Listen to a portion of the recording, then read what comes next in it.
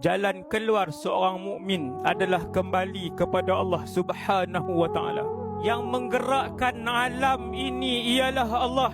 Tuan-tuan, bilangan planet yang macam bumi ni lebih banyak daripada bilangan pasir di 7 lautan.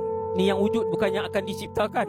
Itu ilmu moden pun boleh buktikan. Siapa yang pegang dan apungkan ke semua planet itu? Jawapannya Allah.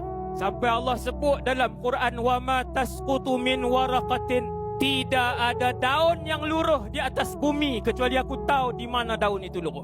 Subhanallah. Siapa aku? Allah Jalla Jalaluh. Daun luruh pun Allah tahu. Mustahil Allah tidak mendengar bila kita tadah tangan, ya Rab, wahai Tuhan, saya susah wahai Allah.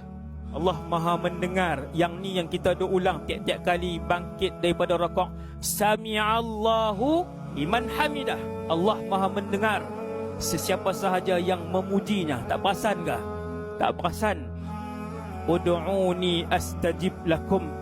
Kamu minta, aku akan perkenankan permintaan kamu. Apa masalah kita? Kita minta tapi kita tak yakin bahawa Allah nak bagi kepada kita. Kita minta tapi kita tak tunai apa yang Allah minta kat kita tiap-tiap hari. Benda apa yang Allah minta tiap-tiap hari? Semayang je.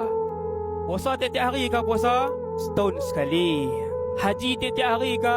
Seumur hidup sekali kalau ada duit. Zakat tiap-tiap hari ke? Setahun sekali kalau ada duit lebih. Benda apa yang tiap-tiap hari? Solat. Ia adalah satu-satunya ibadat yang difardukan di langit. Ni cerita Isra Mi'raj.